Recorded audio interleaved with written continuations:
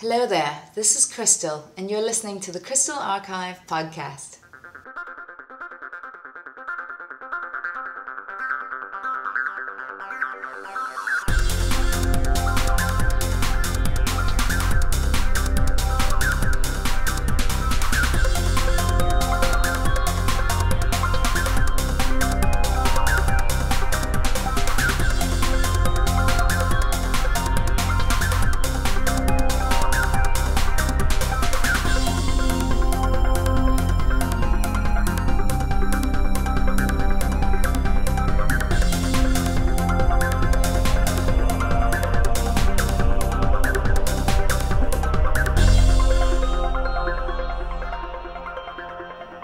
Welcome to the Krystal Archive Podcast, episode number 33, recorded on September 27th, 2014. Well, I did a little better than last time. Last time, for episode 32, the time between the previous podcast and that one was more than a whole year. And now we're only looking at 2 months. July, August, September. Yes, so just 2 months. So we're doing good on that front. I also made a conscious effort, starting with that podcast, to make more posts and deal with my emails more quickly, which I've finally been able to do now that my life is starting to settle down a little bit. I've moved out of California and back to Texas, well, the South. I'm living in Texas for the first time. But, yeah, I'm enjoying it. I'm enjoying the feeling I get finally that I'm able to get back into getting the site up to date and keeping it up to date thanks to your emails. Even though now that more than ever there's way more things to post about every single day almost. So with that said, I hope you've enjoyed the vast increase in the number of posts and informations we've been putting on the site. I've got more to post, and I'll be talking about that later. But for now, let's do what we always do. That is start with the news since last podcast that I refer to as old news, which started us immediately with a joke page I decided to make. With all the hype and talk about who's going to be on the roster, both for this Smash game that's just about to come out on Super Smash Brothers, on the 3DS and then later on the Wii U, and for Brawl back in the day. There was a lot of talk and hope and discussion and polls and online petitions to get Krystal in the game. And I had a plan to try and send signatures, and it was a big deal. And at the end of the day, I'm starting to think it's not really worth it. So I decided, you know what, this is kind of funny. This is kind of funny that we keep getting our hopes up, and we keep trying to find out and influence the results. And I decided to make a funny page about that, which is named is.krystal.in.smash.yet.krystalarchive.com, or is Krystal in Smash yet.krystalarchive.com.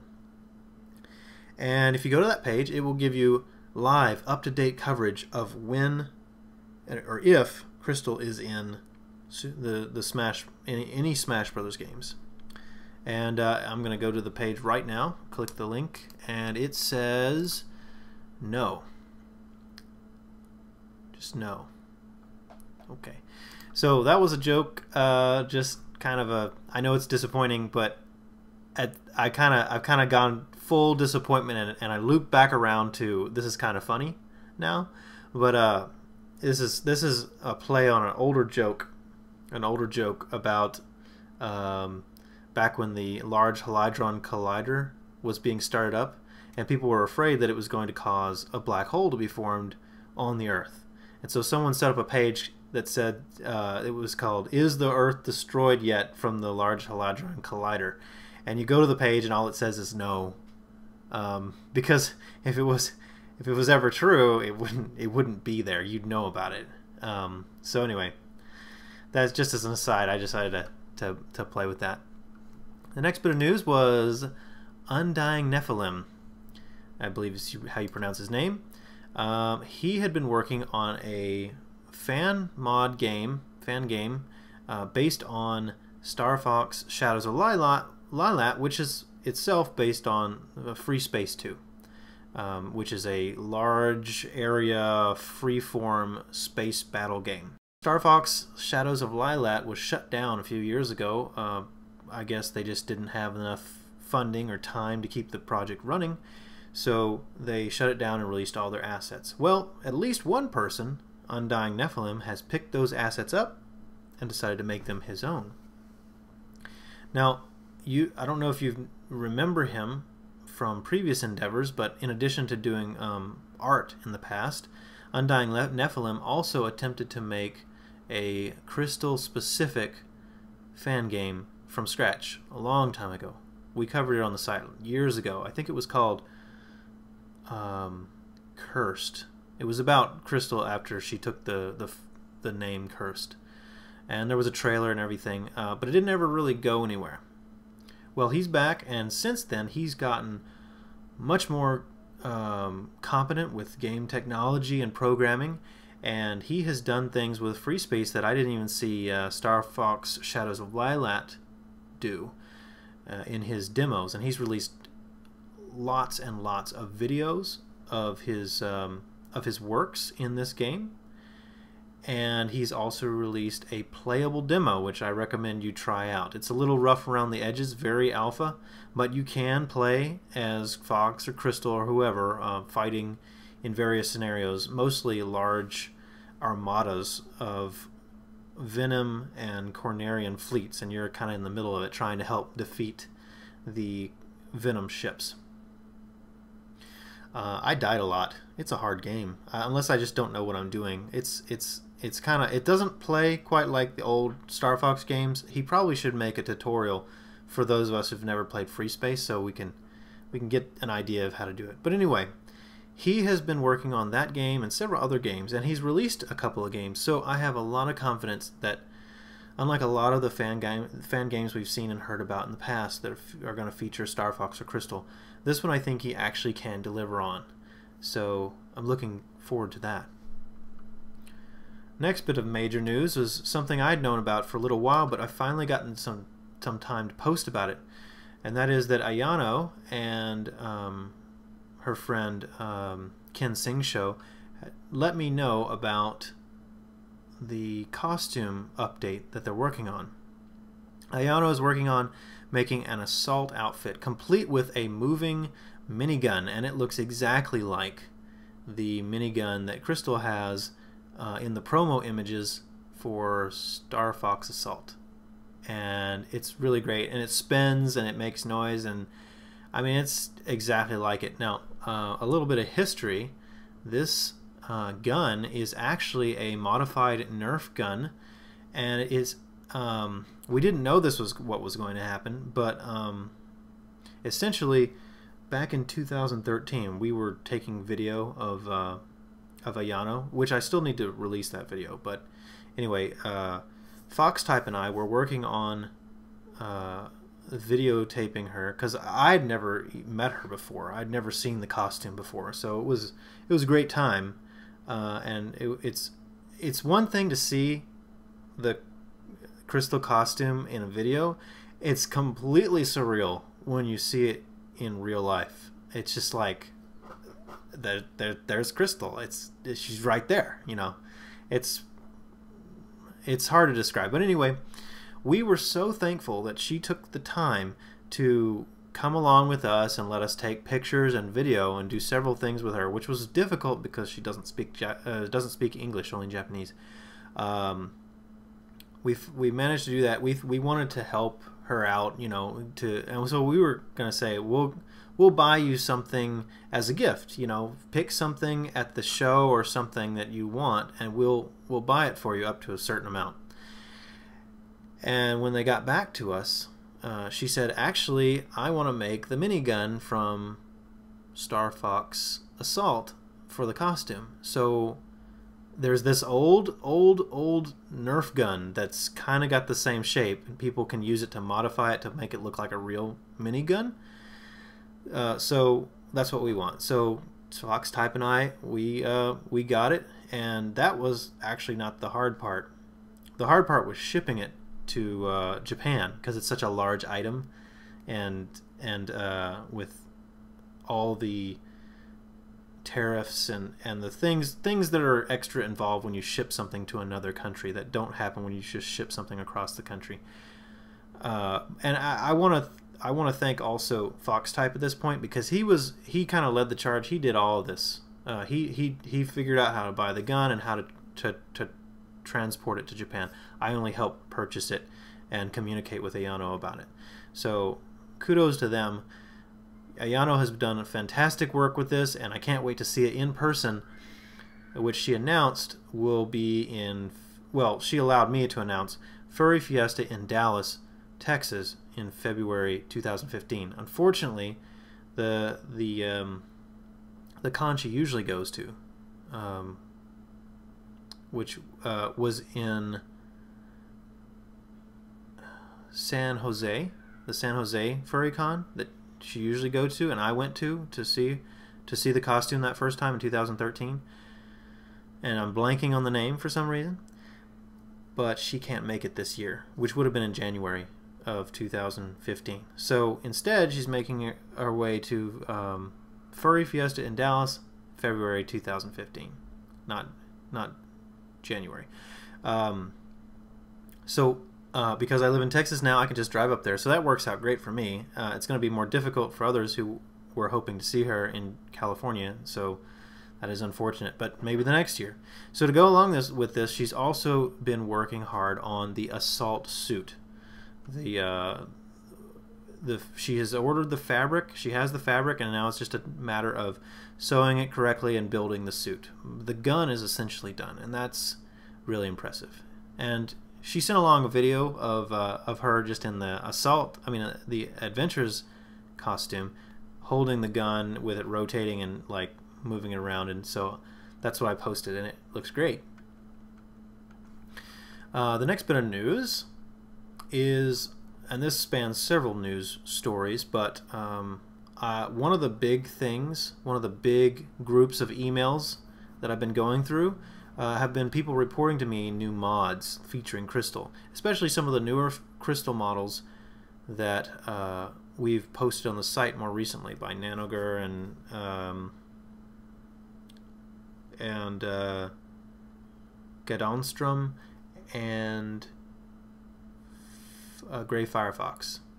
Unless I say these names like every day, it takes me a second to go back and remember what were their names.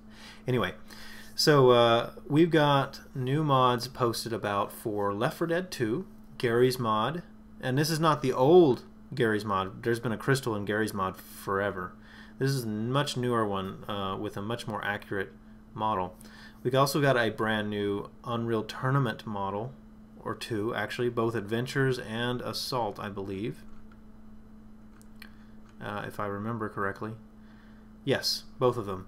So that's really cool, and they look great. They look exactly like Krystal looks in Assault and Adventures, because essentially they're more or less the same model. And finally, Modnation, which is a racing game where you can customize your character and the race car that they drive. And we've had people post Krystal mods before. These are some new ones, and there's both an Assault and an Adventure version. So posted about those. We also posted some recently found videos of Ayano back in 2013 playing with a squeaky toy on someone attached to a fishing pole. They were fishing for furries, I think was the tagline for the two videos. And Krystal participated in that at least twice. I think I saw that guy walking around on Sunday that year. I didn't participate on that. Someone else the day before had a fishing pole, but it wasn't a squeaky toy. They had like candy bars attached to the end of the fishing line. So I got one of those. That was delicious and easy.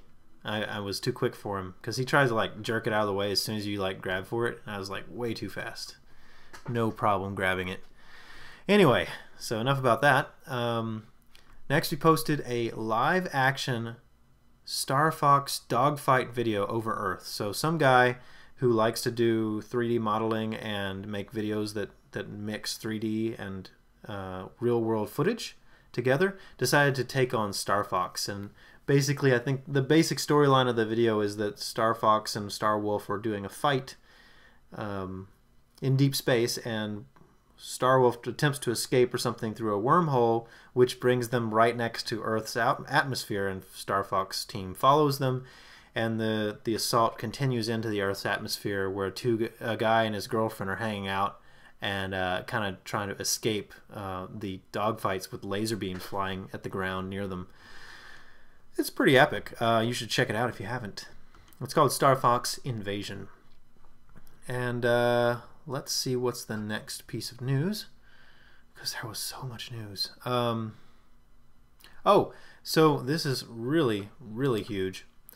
Probably the largest single leak in the history of Nintendo games occurred around this time, back in, what was it, August 25th, or 26th, or 24th or 25th. I can't remember when I posted it. When they posted it, but I posted it on the 25th. And somebody who was an employee at Nintendo got a hold of their copy of the game that they were going to be transporting to the ESRB to have it rated for content and stuff that parents should be concerned about whether they should let their kids play a particular video game. Well, he decided, for some reason, to post hundreds and hundreds of screenshots and videos of it, essentially revealing all of the characters, the entire roster, many of which had not been seen before. The new characters that were revealed by this leak that had not been confirmed were Bowser Jr., Wario, Mr. Game & Watch, Ganondorf, Falco, Jigglypuff, the Ducks and Dog from Duck Hunt, Rob the Robot, not Rob from Star Fox the Robot, but Rob the robotic operating buddy for the NES. He was in Smash Brothers Brawl as well. Ness, Dr. Mario, Shulk, who's from Xenoblade Chronicles, and Dark Pit, the evil version of Kid Icarus. There was also some rumors about DLC featuring Lucas, Wolf, the Chorus Men from Rhythm Heaven, Ice Climbers, and Snake. But this has later become confirmed as false. First off, because they said the DLC rumor was false, but also because Ice Climbers has been confirmed by Nintendo to not be in the games because they couldn't get it working on 3DS. It was too many characters to maintain at once. They could do it on the Wii U, but not on the 3DS. So Ice Climbers are definitely not in the game. That doesn't mean that there will be no DLC. There's lots of evidence and thought that it is completely plausible to have DLC, and that's where we have a lot of our hope to get Krystal and other characters that we wanted to see in the game, that eventually they'll have DLC with downloadable characters and stages, just like what they're doing currently with the new Mario Kart game. I should also mention that there was some people found in the source code some pictures on the roster screen that are arrows, which indicates that there's more than one screen possibly in the future for a bigger roster, and the roster itself has room for at least another 5 characters. So we're looking forward to the game. It's already out in Japan, and there is a playable demo available today. It didn't come out today, but it's already available, where you can download it and you can play, I think, with 5 characters on Final Destination level or Battlefield level, and you can play it. You can download it on 3DS and play it today. And then on October 3rd, when it comes out in the US, you can buy or download it that way too and play through the game. And I'm sure it'll be a lot of fun. I'm looking forward to it.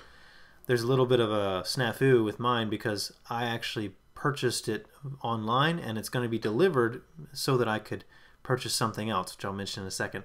But as a result, it looks like the timing issue is going to mean that my copy is not going to arrive until several days later when I will be out of town. So I'm actually going to get it way later than most of you guys are. Not looking forward to that delay. One other piece of news that came from this leak was whoever this guy was, this former Nintendo employee, because he's been horribly fired, and also I think sued by Nintendo. That is the current rumor.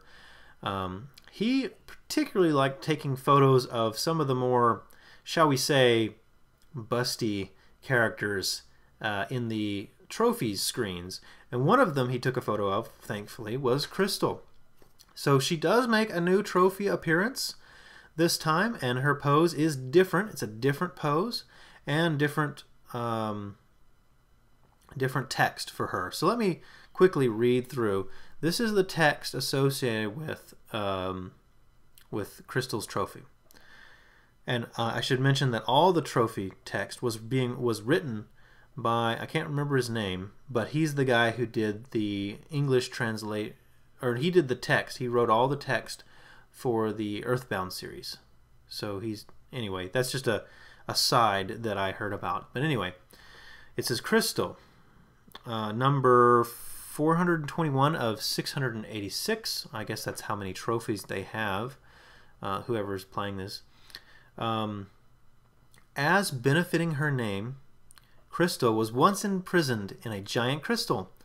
After rescuing her, Fox welcomed her into the team, where her telepathic abilities proved invaluable.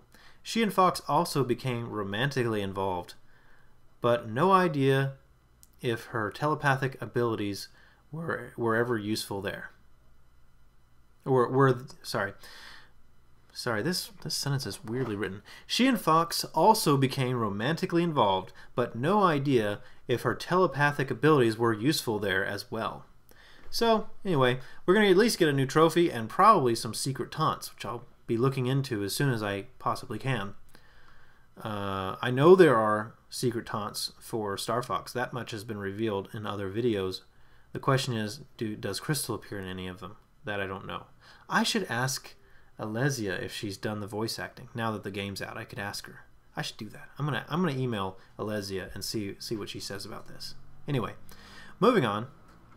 I posted 2 amazingly epic videos of Fox versus Falco in a special version of Brawl. There's a project called Project M, which is designed to take the Brawl, the game Brawl, Super Smash Bros. Brawl, and try and bring the mechanics closer to Melee. So they remove tripping, they make all the characters move faster, you can cancel out of falls and moves and stuff, and you can do stuff that you just seemed watered down in Brawl. You can finally do again. And to top it off, the guy who's playing this game, he's playing it simultaneously as one guy is playing simultaneously as Fox and Falco using tool-assisted run tools, which means he's essentially playing the game 1 frame at a time. So he's doing things that in theory a human could do, but in practical reality a human would never be able to play at this level of perfection. And as a result, you can see Fox and Falco shooting and dodging things that you shouldn't be able to shoot and dodge, and they're playing on Final Destination, and they do a significant percentage of their fight below the stage. They keep hitting each other in tandem such that they don't fall. And they're able actually to go all the way under the stage and come back up the other side, which I think humans can do, but it's really, really difficult. And anyway, if you blink that you'll miss something in this video. It's like watching if somebody decided to make Dragon Ball Z fights, but with Smash Brothers characters. It's really amazing. You should check those videos out if you haven't. It's really cool. So the next bit of news, and this is related to something I said in the past, Amiibo, which if you haven't heard, are a series of essentially trophies. They're figurines on a stand that you can buy like a toy, like Skylanders essentially, that communicate through the Wii U pad, the Wii U gamepad, and also a new version of the 3DS that's coming out that will also have this technology. And you can set this character on the Wii U gamepad, and it will keep track of who you play as, when you play as that character, and it saves information about how you fight in Brawl. There's other uses for these things, but in Brawl, it stores information about you as a player so that you can kind of trade your ability to fight with other people. And that just means something like, if you're not there, they can use your save data to fight essentially you, because it's an AI that fights the way you do, and it learns how you fight and fights similarly to you. And you can also use it to quickly transfer character properties from one friend's game to another, just so you can kind of essentially bring your version of Smash to your friend's house without having copy memory cards. You can just set your character down, the character you play as most. These are really high quality models, especially, and I featured the Fox one, but also the Samus one looks really good. I mean, it's like exactly like it. So what I was going to do is I was going to purchase Fox and Samus, and they were available at the time on Amazon.com for pre-order. Now that's why my Smash game is going to be late. I need to buy these Amiibos, and I was like, oh, well, I need the free shipping, right? Because everybody does the free shipping. So I get the free shipping. I had to buy some more things. So like, oh, well, I'm going to buy Smash Brothers anyway, so I just added Smash Brothers onto the list of games, and that's why I'm not buying it in the store. It's because I had to buy something else to get my Amiibos shipped for free. Anyway, so that's why I'm getting Smash Brothers late. You should definitely check out the Amiibos. They look really, really good. And if only they would do one per trophy. Can you imagine a Krystal Amiibo? That would just be amazing. And if she becomes a playable character, there's little doubt she'll become an Amiibo. Definitely. Next bit of news, Mr. Mancoin is a multi-talented Krystal artist who successfully completed a Star Fox Assault Krystal cosplay with movable jaw and a award-winning Krystal plush featuring the adventure style. Won second place at the convention that he applied to. Yes, it is a dude dressed up as Krystal. Get over it. The point is, of course, here whether or not the character looks like the character, not who's under the skin, under the costume. And I think he did a pretty good job. A little lacking on the details, but it's very rare to see an assault cosplay in the first place. So, hey, I mean, every time that they work on these, somebody tries something new, and they're always getting a little bit better slowly over time. That's what I pay attention to, not who the person is, other than to give them credit. Next, I posted about Star Fox Lylat Legacy. Now, this is a comic series that's released. I think he releases 2 pages every week on Monday evenings, and it is really high quality. This guy, he can do art like nobody's business, and he's been doing tons and tons of concept work on his blog that show Krystal and various things. And I think the plan is it starts with Fox and Falco and Slippy and them at the academy, where before Fox decides to become a mercenary after his father, and it will proceed through the entire Star Fox series except for Command. So we're going to see adventures, and we're going to see Assault replayed, but more epically in this comic series. You should check that out. I'm subscribed to it on my RSS feed, so I always see it as soon as he posts a new page. Next, we have the there was a surprise announcement in Bayonetta 2. Now, Bayonetta 2 is a big deal because Nintendo is personally funding the creation and publishing of a sequel to a very not obscure game, kind of a sleeper hit, critically acclaimed and highly respected. Didn't sell as many as, you know, like, I don't know, it didn't sell as well as things like Call of Duty, let's say, but it did respectable, but apparently not well enough to warrant a sequel. But Nintendo decided they wanted to have a sequel, and so they said, hey, we're going to put up the funding, you make us a sequel, put it on our thing, and they were like, sure, let's do that. Now a lot of people got up in arms about Bayonetta 2 because they're like, well, it wasn't on, the first one wasn't on a Nintendo system. Why you bring it to a Nintendo system? And their response was fairly reasonable in my opinion. Look, if Nintendo didn't pay us the money to make this game would have never happened at all. So of course we're going to release it on a Nintendo system exclusively. That's what they paid for. Now, one of their arguments has gone away. You can now play the sequel on the Wii, because when you buy Bayonetta 2, I don't think it's a separate purchase. I think you get the original Bayonetta 1 for free. Don't quote me on that, but I think that's what you get. If not, it's a very cheap downloadable price on top of that. One of the things they're doing as a Nintendo game is they're allowing you to play as different characters from, well, not as different characters. They've made alternate costumes for Bayonetta. Several of them, several alternate costumes, but of particular interest is the set of costumes that are styled after Nintendo characters. So Bayonetta can dress up as Daisy, Princess Daisy, Princess Peach, Link, and Samus in her power suit.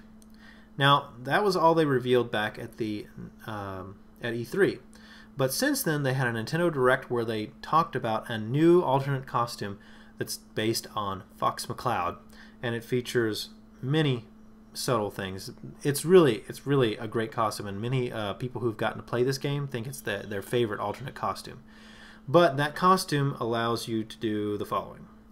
So first off, she's wearing a flight suit like get-up with the green shirt and the poofy scarf in the front, like aviator scarf, and I believe she's wearing that weird helmet thing that kind of wraps around the front and the top, and there's fox ears coming out the top of her head, and she's got the fox tail, and her guns, instead of being traditional guns, are miniature R-wings that she holds. You know, there's 4 R-wings, one for each of the original characters, Fox, Falco, Slippy, and Peppy. And when you can lock onto enemies, and it makes the same sound effects when you shoot the laser beams as Star Fox 64, and the R-wings fly in, and when she grabs her guns, they fly in like R-wings. And there's little bitty characters, like keychain characters attached to each gun. So each R-wing gun has the character like hanging down from it, like from a keychain. So you can see a little miniature Fox, Falco, Peppy, and Slippy there. And then to top it all off, certain cutscenes that otherwise would feature an airplane or a fighter jet, they replaced those with R-wings. And actually there's one other thing. One of the supporting characters is dressed up in a similar Fox outfit. And I didn't really get to see it very well, but it looks almost like it's a wolf outfit. But it's hard to tell. It's mostly the same. Now the only thing that can make this better is if they made a Krystal themed costume, because I can tell you, for the way that this game, Bayonetta 2, is historically been about, shall we say, eye candy, and what do you call it? Where they play to the fans. Fan service. Yes, fan service. It's historically been very fan servicey because the character Bayonetta is a witch who primarily uses her hair as a means of spell casting and manipulating the world around her as weapons. But her hair is her hair, and she has to have a lot of it, and she actually uses her hair as clothing. So when she's using her hair that she otherwise would be using for clothing as an attack, well, obviously that hair has to go away, so it results in various poses that they then play in such a way that from that camera angle you can't actually see anything, but you can tell that you would be able to see something, so it's very fan servicey. So anyway, as I was saying, like, if there's any character that of the Nintendo entire roster of possible characters they could have used, Krystal would have been probably the biggest shoe-in, because none of the other characters are particularly fan servicey in quite the same way that Krystal is and can be. Anyway, so that was exciting, and more details followed about that. So that was a fun little surprise. We're getting towards the end of our old news, so with that, let's go on to the final page of it, which is Undying Nephilim got in contact with me and saying, hey, you run a Krystal site, right? Would you like some exclusive Krystal information about this event horizon? And I jumped on that. I said, yeah, man, send it to me and I'll post it. So what he sent was a series of poses and concept art for an alternate costume for Krystal in Star Fox Event Horizon, in which she's wearing the same sort of tribal type clothing, except instead of it being primarily gold and white, it's primarily gold and blue, so it kind of blends in with her fur. The loincloth is much bigger, the staff is much bigger, and her face is painted up with war paint. Now I should point out that like Star Fox Legacy, the comic, this game by Undying Nephilim, Star Fox Event Horizon, is intending to go through the entire Star Fox series in a reimagined way. So it's going to go through an adventures scene. Adventures is going to happen within the context of this game, except she's not going to get trapped in the Krystal, or at least not for very long. She's going to get out, she's going to join the Star Fox team, she's going to help out, she's going to personally fight General Scales, all the things we've been wanting. And also, something I forgot to mention, one of the key mysteries in Star Fox Event Horizon is another character, another Blue Fox shows up that's, in theory from Serenia, Krystal's long-lost planet, home planet. And this character looks like Krystal, except she's got like some scars on her eye and stuff, and it's weird. But also she pilots a mech rather than a starship or an R-wing. She pilots a mech that looks like a Krazoa spirit, but with a sword and a shield extending out of the head. So that'll be interesting, to say the least. I haven't actually tried the mech. I don't know if the mech is playable in the demo. I didn't see it playable, but it might be. That's all the more reason for Undying Nephilim to make a tutorial and expose video on how to use the demo. He has, by the way, released demo videos of cutscenes involving Krystal and this new mysterious character, and he's also shown a video of gameplay where the battleground is set in and around the Krazoa Palace. So that's going to be interesting. Next up, T Pendragon released a Krystal trophy sculpture. Now, what he did was he took the model, or he looked at the model from Brawl of Krystal as a trophy, and he decided to make his own sculpture in a very trophy size, and it's painted up, and it doesn't look exactly like the model, but it's an interesting project to say the least, with Krystal in her assault outfit. And if only we could have a trophy of Krystal that size, which is why I'm so looking forward to the Amiibos and Krystal's possibility in there. Next bit of news was that Sakurai, now this was published like 3 months ago, but I only recently heard about it. Sakurai was giving an interview. He's the guy who makes Smash Brothers, by the way. He was giving an interview talking about how they make the games and how they choose characters, and very reasonably he said that they pick characters, like they said, by deciding how will this character improve the game. How can we make a unique fighter with this character? Can we make a unique fighter with this character? All these things I think are true about Krystal, but nevertheless, he said that for gameplay and testing reasons, they had to finish picking the characters over 2 years ago. So they were done picking what characters they were going to do in the initial game anyway. Who knows about DLC?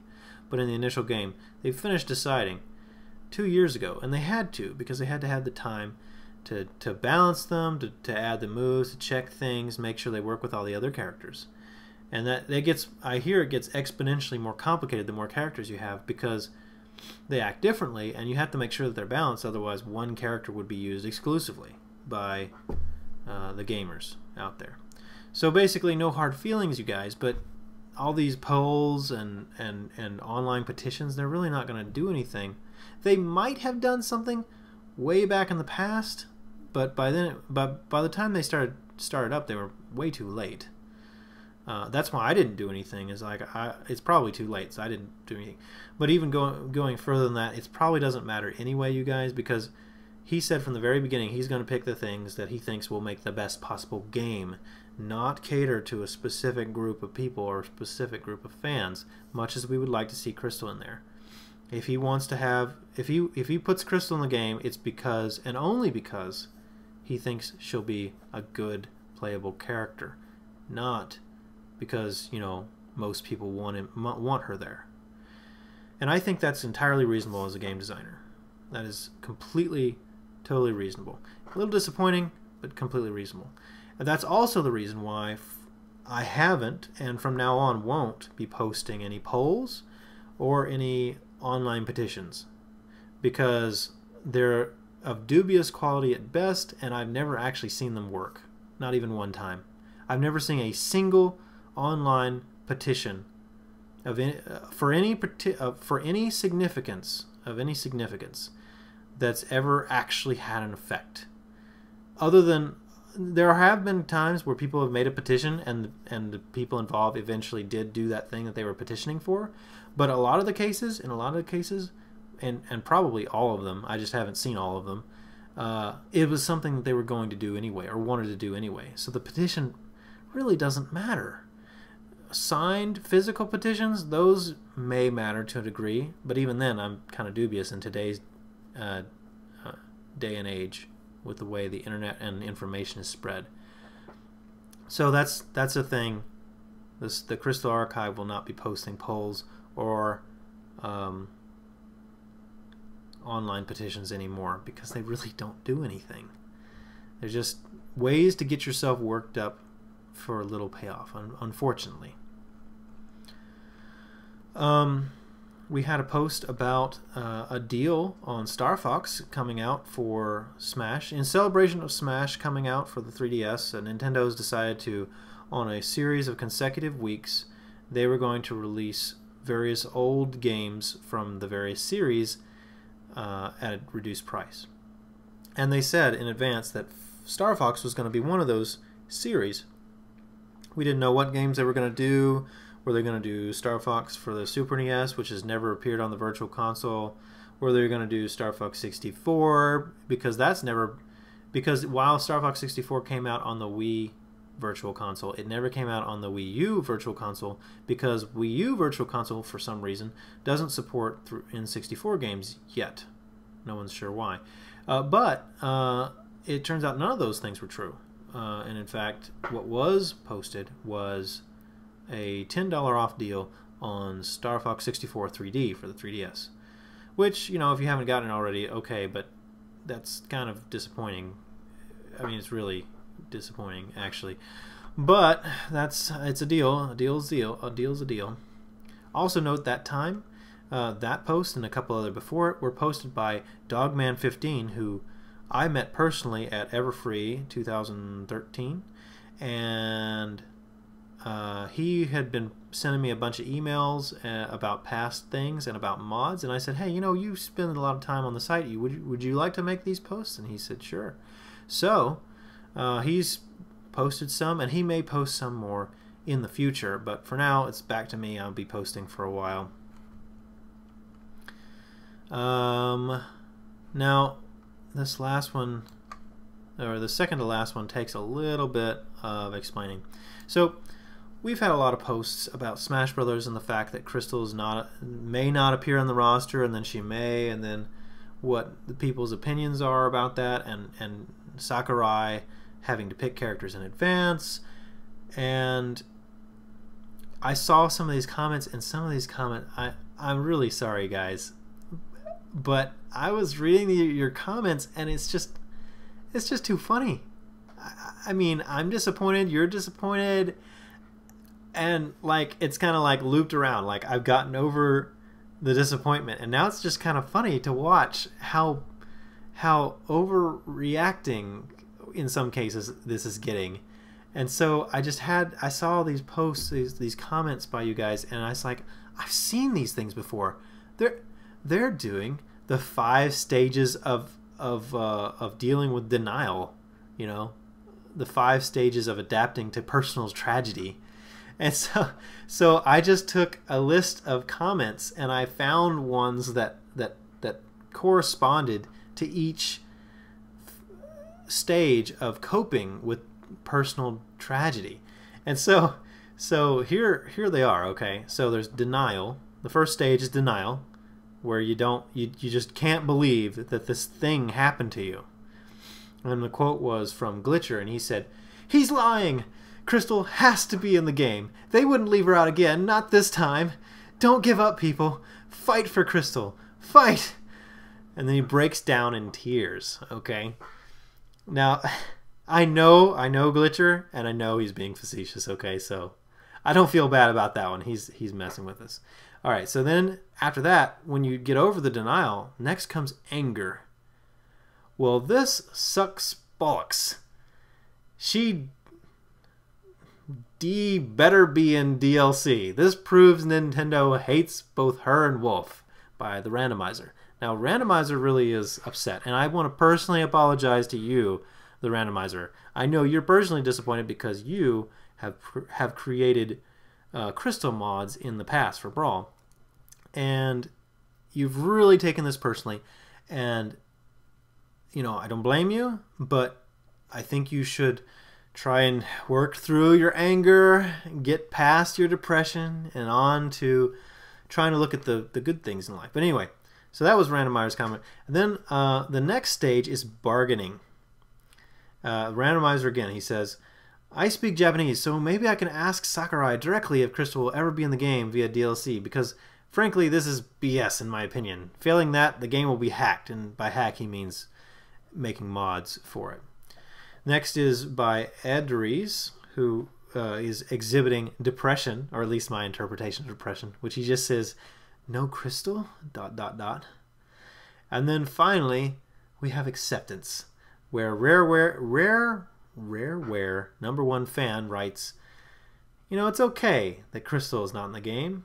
And other people said, "You know, it's okay because, you know, we're going to have that new Star Fox game at the end of 2015, so, and no doubt Krystal will be in there, so it's okay that we don't get Krystal, you know."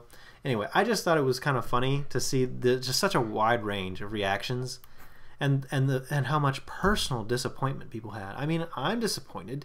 I certainly want to see Krystal in Smash, but you know what?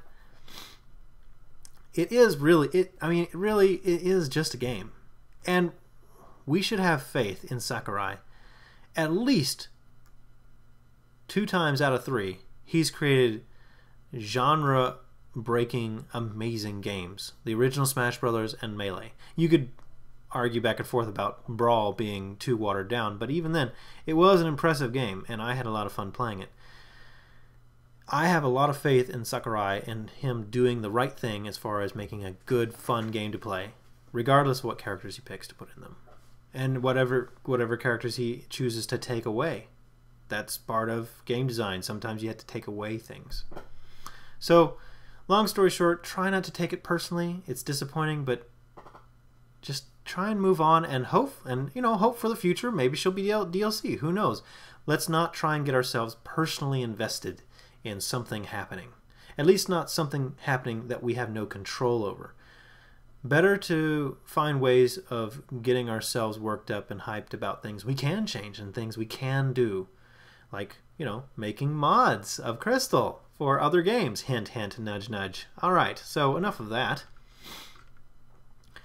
Last bit of news is that Undying Nephilim has run into a little bit of some financial issues in the past few weeks, and it's been running into his ability to do the games, particularly Star Fox Event Horizon and a few other ones that he's been working on. So he got in contact with me and said, hey, would you promote this? I'm going to try and do a Patreon, which is where you financially support someone a certain small amount every month, and they create stuff. It's kind of like Kickstarter, but on a continuous basis rather than a one-time, let's try and get this exact amount of funding kind of thing. And he hopes to be able to make enough money that he can turn this game production into a part-time or even full-time job. And he's getting some donations. I'm one of them. I'm donating a fair amount. If you look on the page, I've hidden the fact that I've donated and who I am and how much, but I have donated, and it's a fair amount. So every month. So I encourage you to do it also, because I just want to see this game come out and soon, because it's going to be the first playable game with playable Krystal in a long time, and it's a fan game, and he's doing fantastic work, and I have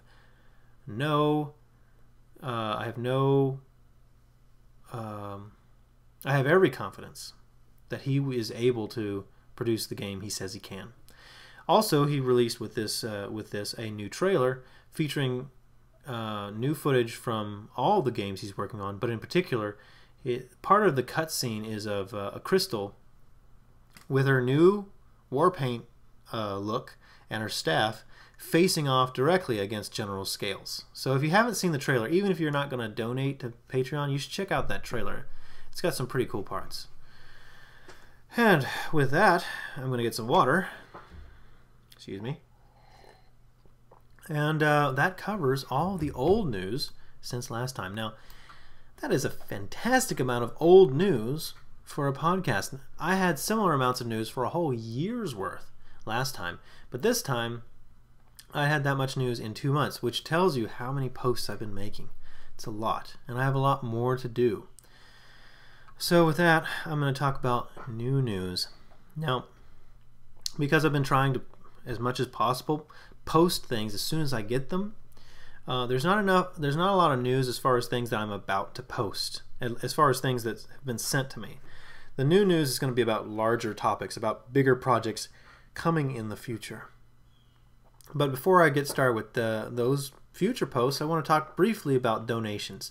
Now, this is not a call for you to donate to me. Rather, I put up the donations because I thought it would be a cool way to help fund some of the things. And there are some things I'd like to do that funding would definitely help with. I don't need funding to keep the site running. That much is pretty much paid for, and even if it wasn't, I would personally keep the site up. I have enough money on my own to keep the site up and running. That's not a problem. What is a problem, and what does cost a little bit of money that I don't really have a budget for, are some larger projects that I'd like to do. And I want to personally thank Comp 367, who single-handedly donated a significant amount of money. I think it was $300 over the course of several donations.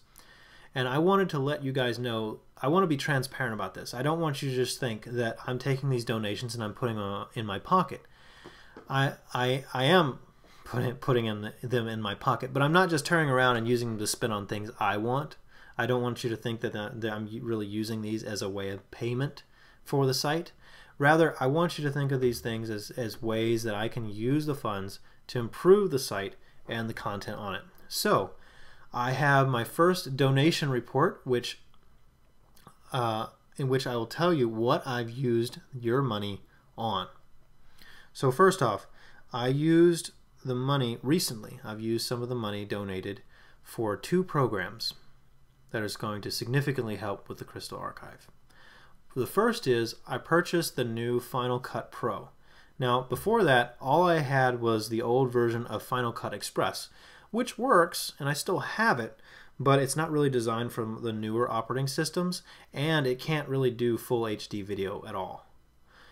So with the new Final Cut Pro, I'm going to be able to do full HD video with all the features, and I'm planning to use this new program to help me finish editing and pulling together all the videos of Ayano that I have. and putting them together in a new video, which I've been planning to do for a while, but now I actually have a tool that can help me put that together quickly. I also purchased the FTP program Transmit, which I was using CyberDuck as my FTP program, and it works okay, but it was starting to be really slow and not work very well, and like just not be very reliable. Transmit is a very high quality FTP program and is also correspondingly kind of expensive, but it's going to allow me to make sure I can accurately and quickly make backups of the site. And so there's no basically now, whereas before it took several hours to fully back up the site and I wasn't really sure if I got everything, I can back up the Krystal archive now in a matter of less than 10 minutes. It takes less than 10 minutes to completely back up everything on the site. So that's really helping. Now in total that cost actually more than $300, I believe. So that is what I used the donation money for recently. Now going forward, there's a couple of other things I need to purchase to help with. First of all, Smash Brothers is coming out soon, and I'll need to record the Star Fox and Krystal related things like the trophies and the taunts, and to do that I need a capture card. Now I used to have an old capture card and it was fine for the Wii because the Wii could only output 480p video, and I had a capture card that could handle that. Well, now we're in the world of HD. I don't have that capture card anymore because it's really not going to hold up to snuff anyway. So what I need is a new capture card, and I already know which one. There's two ones that are good, but there's one that will let me record quickly and easily HD video that's compressed, and there's another one that actually lets me record HD video uncompressed, and that's significant because it's one of the few uncompressed capture devices that you can buy for less than like $5,000. It's the $5,000 category is the stuff that like TV studios use. Okay, below that, the consumer level, they finally have high quality uncompressed video capture devices, and with that I can record really absolutely 100% pixel perfect full quality HD video from the Wii U. So I need to purchase that. That's about $170, I think. $170, $120. So there's that. So I'll probably be using donation money to purchase that. But anyway, that's the kind of thing that I'm using the donations for, not site hosting and not just to put in my pocket. I guess you could say I use some of the money to help me fund my trips to the conventions as well, I should say. And I use those conventions, the Krystal ones, the furry ones anyway, to try and get information about Krystal cosplayers wherever I can. That's why I'm going to the one in Dallas. Although I do enjoy a furry con as much as the next furry guy, I mostly am there as an ambassador to Krystal and Ayano cosplaying, and any other Krystal and Star Fox cosplayers there. If you're gonna be there, let me know so I can have my camera ready. I also have a camera now, so I can record my own videos as opposed to relying on others. The other thing is I've been working really hard since the last podcast. I've been working really hard to get my inbox of emails down to 0. And that means posting a ton of stuff. And I have been able to post a ton of stuff. As some of you may have noticed, I've finally been able to respond to some of the emails that you sent back in 2012 and 2011. That's how far back my backlog goes, back into the 2011 days. So I'm working really hard. I've gotten down to the core stuff, the stuff that I actually have to really spend some time to reply to. But I've already responded to the stuff that's easy to respond to, more or less. So I used to have like 200 emails in my inbox. Now it's down to 88 as of this recording. Less than half. And I've got a lot more to do, but soon I'll be able to get down to 0 and I'll have posted everything. And that'll be a great time to be, because being hopelessly behind on this thing is really a stressor on my brain. I don't want to think about it. That's why it takes me so long to do things. It's like, I should do the Krystal archive. Oh, but if I do, I'm going to have so much work to do. And so I just end up not doing it. Well, I'm trying to burst through that malaise and say, you know what? I'm going to sit down. I'm going to do something. And that's part of what I'm doing today, is doing this podcast.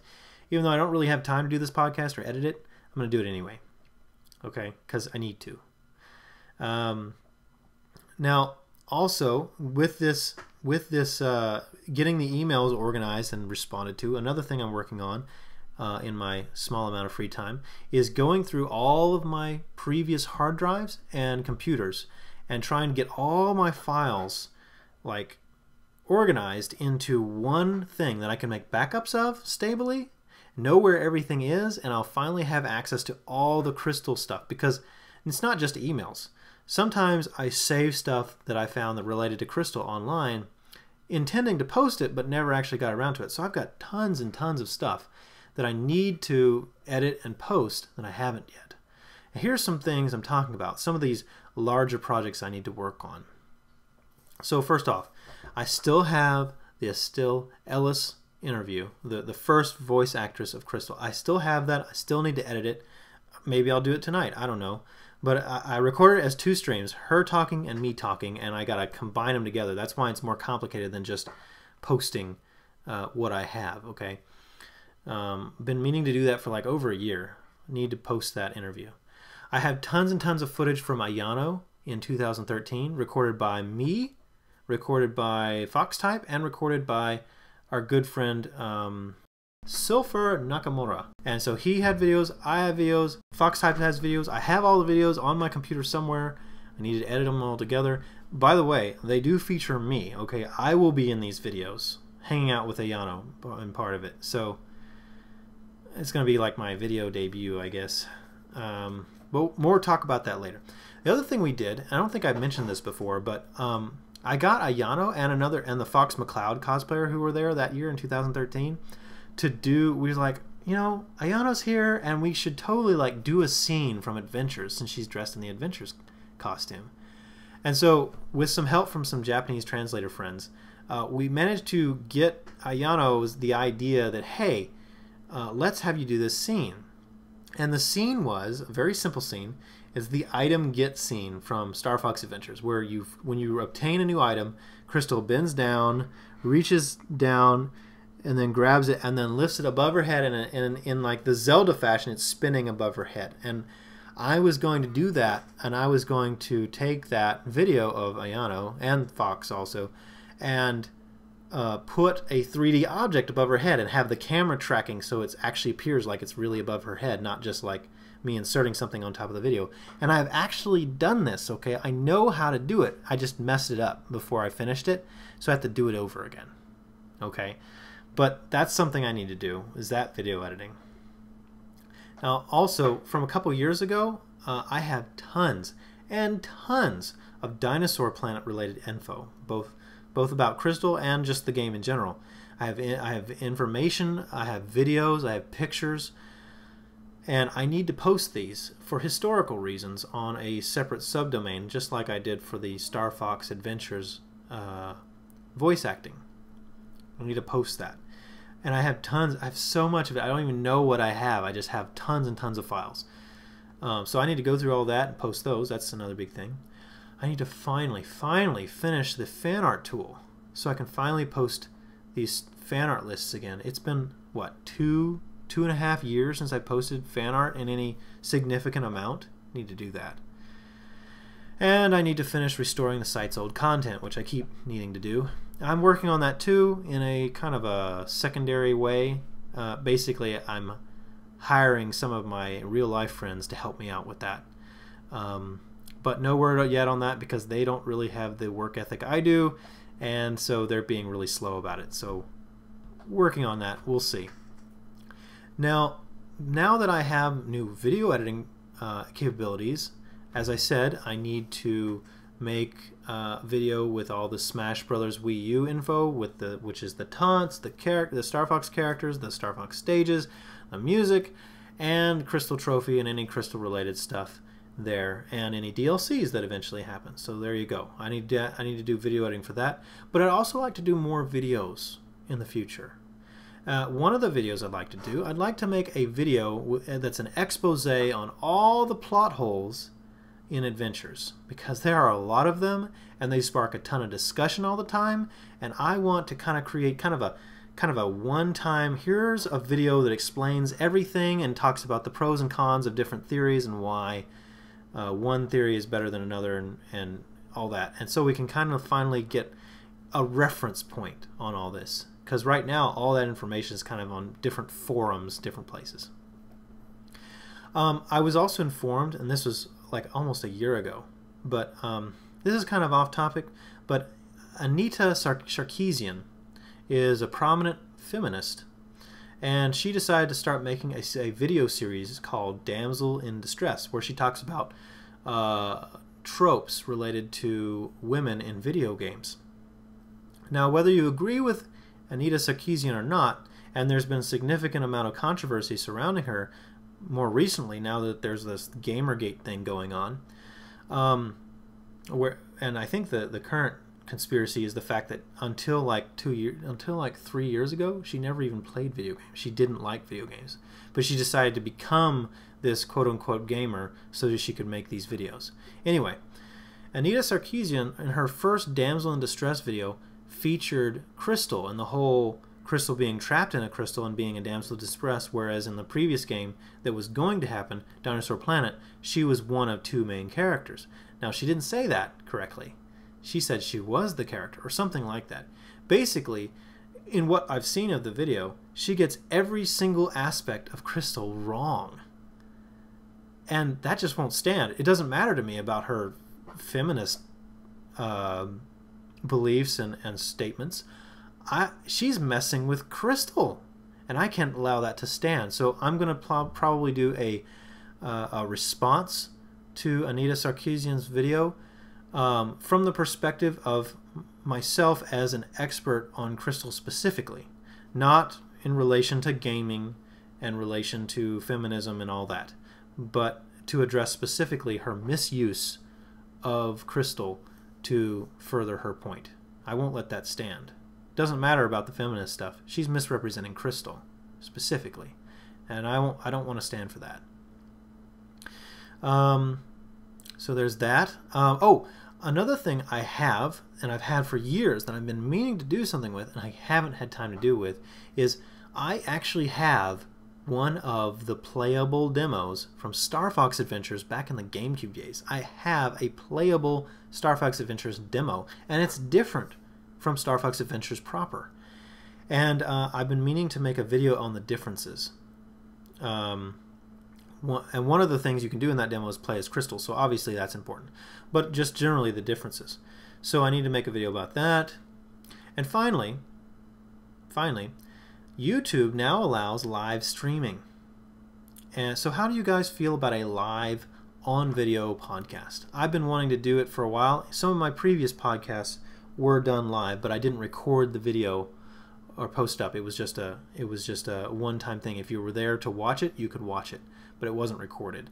Now that kind of thing is apparently easy for YouTube. So I'd like to do a live on-video podcast in the future. What do you guys think about that? Would you guys be willing to participate? And yeah, I just want to know your opinions on that. So because I've been spending so much time dealing with posting emails, posting news from emails as soon as I get them, there's actually no questions or comment emails this time, which is, I think, a first. I think I've always had questions for the podcast, but this is the first time I don't actually have any question or comment worthy emails, because all the emails I got or that I dealt with were related to actually making posts on the site, which I've already done. So no questions this time. So all the more reason you should be sending me your questions and comments, not just on this podcast, but the site in general. So please do. I always go through them before a podcast to try and look for questions I can use on the podcast. If you want your question read on the podcast, or you specifically don't, tell me so I can make note of that. You can send your questions and comments to mrkrystal@gmail.com. And of course, keep an eye out on the crystalarchive.com for all the latest news on Krystal, Star Fox, and furry fandom stuff and what I'm up to. I look forward to hearing more from you soon. I'm really glad to finally be getting things back on track and hopefully accelerating. And so I hope you've enjoyed this really not very well-polished podcast, episode number 33. And here's to hoping I can get it done in time next month. See you then.